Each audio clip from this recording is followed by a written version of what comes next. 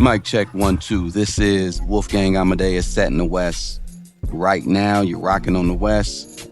We're going to go into a story that's bigger than one lawsuit, bigger than one headline, bigger than the carefully managed image of Sean Puffy Combs. Sean Combs is already incarcerated following his federal conviction on prostitute-related charges. He was acquitted on the more serious racketeering and SEX, traffic lighting counts. We're going to be careful of how we talk on YouTube, But he was sentenced to 50 months in federal prison and fined $500,000 and given 5 years of supervised release. His legal team has been appealing his sentence since he got in. But while Puffy sits behind bars, new claims and new cases continue to circle around him. Now, is the continued fallout from his criminal case. There are new civil accusations. There's a wrongful death lawsuit filed by Tupac Shakur's family seeking to identify alleged co-conspirators connected to Tupac's murder in 1996. The lawsuit, it names Keefe D. Davis and up to 99 unnamed people. This is while Davis continues to deny guilt in this criminal case, according to The Guardian. And then there's Derrick Lee Cardello-Smith. This is Derrick Lee Cardello-Smith. I'm down at the Wayne County Jail, and I'm waiting to be resentenced and get released. I'm actually down here in Detroit waiting to be resentenced on Diddy framing me and Kim Worthy working for him. Smith, he's a Michigan inmate who's been filed legal actions against Sean Combs and Bad Boy Records and former Wayne County officials and Wayne County prosecutor Kim Worthy. Federal records, they show that Cardello-Smith filed a 2024 civil case against Sean Combs, Bad Boy Records, Warren Evans, Robert Ficano, Patrick Jackman, Patricia Penman, and Kim Worthy. Now, the case was dismissed without prejudice in 2024.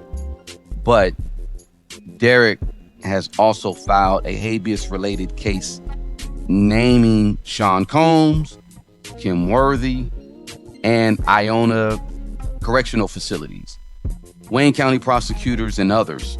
Now, this case was filed in the Southern District of Florida and transferred in 2025. Now, I want to be very clear.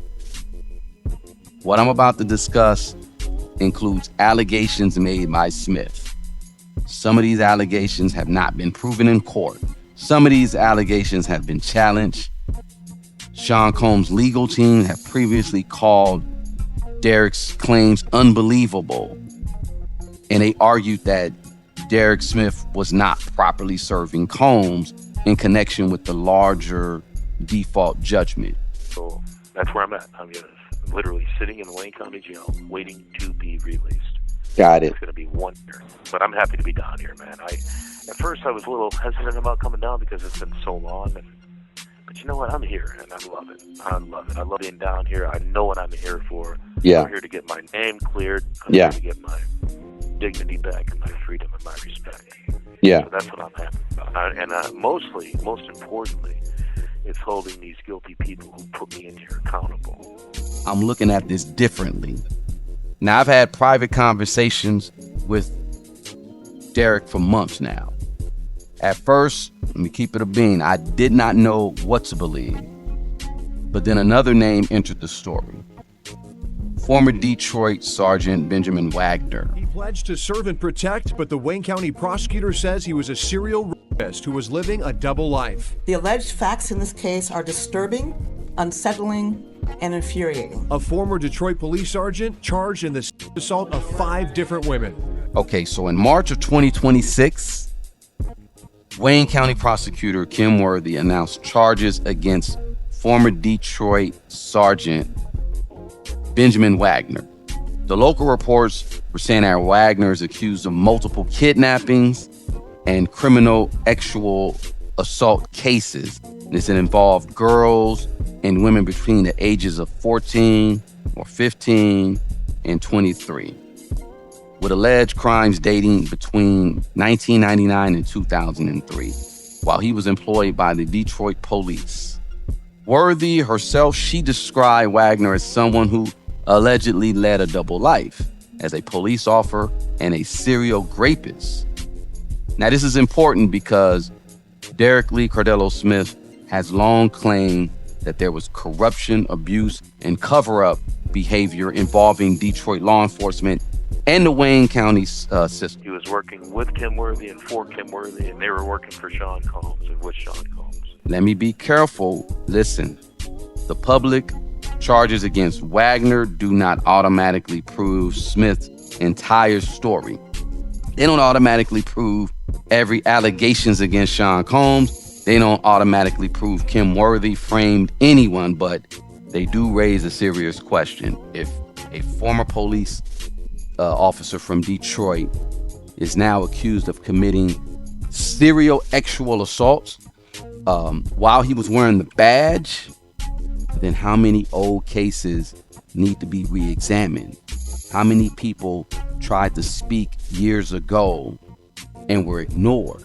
How many cases were possibly shaped by officers who were not clean themselves? This is just the doorway to the story. But he said he was able to testify on your behalf about what?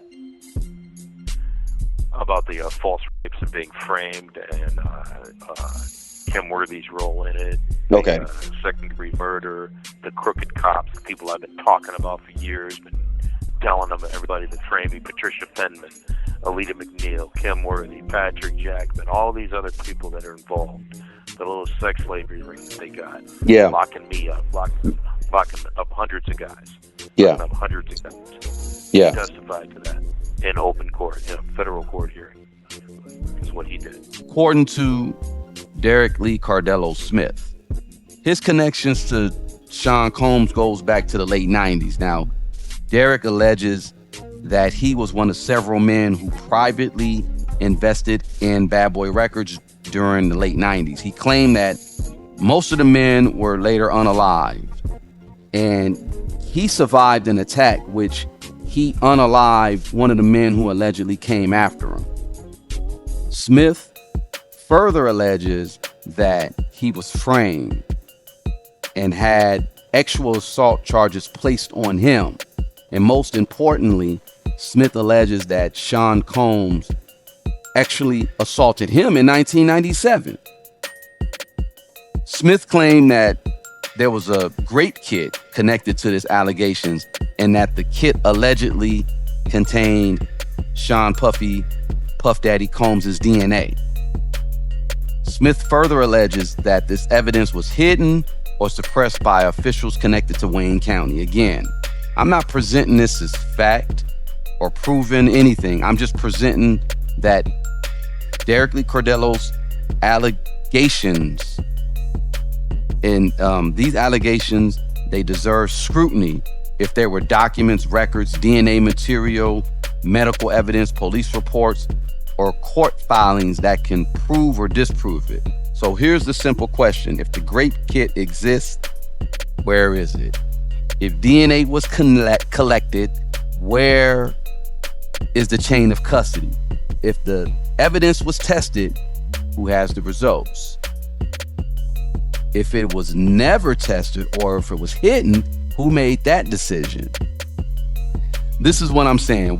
Why is this story bigger than just one man? What makes this story explosive? It's not Derrick Lee Cardello-Smith's allegations. It's the pattern. Sean Combs is not facing one isolated controversy. He's faced federal charges, criminal charges, and civil lawsuits alleging from multiple accusers. Now, the growing waves of claim involving alleged sexual abuse, coercion, intimidation, and violence.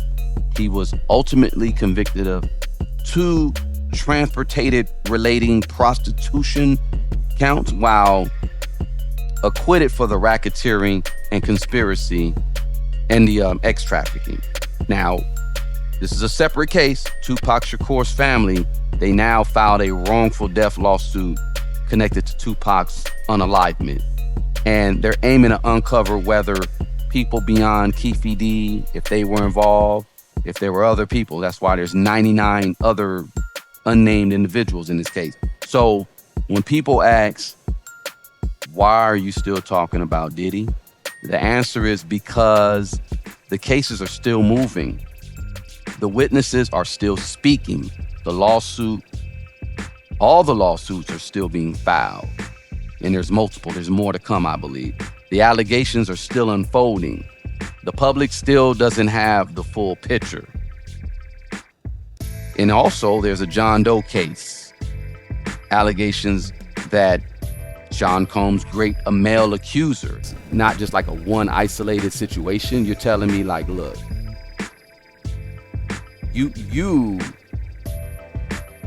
and I'm gonna be very careful because the John Doe situation, I was still leery about that situation. The John Doe was Jonathan Hay. The accuser is currently identified as John Doe, and he made the allegations against, Puffy. But according to this accuser, the encounter was not consensual. According to Jonathan Hay, he's saying it was great. Puffy, Sean Combs is positioned it as it was consensual. So this distinction, it does matter because these cases, the battleground is often, it's often consent. It's about power. It's about intimidation. It's about credibility. When a powerful person, a powerful man like Sean Combs is accused by people with fewer resources, the public doesn't hear the accusers clearly until most people come forward. Now, I'm doing this. I'm gonna compare this situation with Nature Boy, not because the cases are identical, because the contrast is basically hard to ignore. Eligio Bishop is known as Nature Boy. He was convicted in Georgia in 2024 of rape, false imprisonment, and also some revenge porn related charges connected to that carbonation group.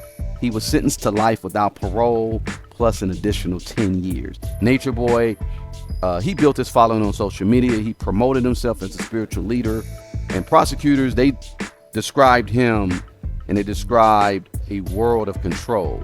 They described the manipulation, the coercion, the abuse, and then you got this Hulu docuseries that just dropped, The Cult of Nature Boy. It brought renewed attention to his rise, to his followers, and his downfall. Now I'm gonna compare this to Sean Combs. Sean Combs, Puff Daddy, Diddy, was a music mogul. He was a cultural icon. He's a man with money, security, lawyers, celebrity access, and decades of influence. Nature Boy gets life plus 10 years. Combs, he gets 50 months. Again, different cases, different jurisdictions, different charges, different evidence, and different convictions. But the public is allowed to ask, why does one man become the face of a cult abuse and get buried under the jail while another man with far more power, far more resources, far more accusers, he received what many people viewed as a slap in the wrist, right? This is the conversation. Not because every case is legally identical, but it's because America treats power differently. The bigger question is this, y'all. The story is not just Diddy being accused again. The story is how many cases were ignored because the accused person was powerful. How many victims were dismissed because they were incarcerated, they were poor, they were male, they were black, they were traumatized, or if they had criminal records. How many police departments had officers inside them committing the same crimes that were supposed to be investigated? If Derrick Lee Cardello-Smith is lying, then where's the evidence disproving him? But if he was telling the truth, then this is one of the biggest cover-up histories in hip hop history. This is one of the biggest cover-up stories in hip hop history, because Smith he's not just saying that he was assaulted. He's saying evidence was hidden. He's saying a system of protected power. He's saying there's people who died around Bad Boy's early money. He's saying that the justice system punished him without protecting others. And now Sean Combs incarcerated. He's in there for a few. Been trying to get out. Got Tupac's family pushing for answers. You got new accusers speaking, and you got the former Detroit law enforcement guy who did a bunch of graping, and he covered up a bunch of stuff. Let me show y'all. These are some of the files. This is his affidavit. Let me just say it like that. I got a lot more, but this is what he said. I wouldn't even went any further if this was all cap. I'm sitting there, okay, you really got to have evidence and proof for me to really come out and jump out the window on some stuff, and that's why I've been holding back. But all this, it smells of cover-up. Now you got the former law enforcement guy, this Wagner. They threw him under the bus. But now you got the whole law enforcement situation under scrutiny, and the question really becomes what else is buried? Now I want to be clear before I get up out of here. The report includes allegations. Some are supported by court filings. Some come from private conversations. Some remain unproven. But Sean Combs has denied wrongdoing in many of these matters, and his attorneys have fought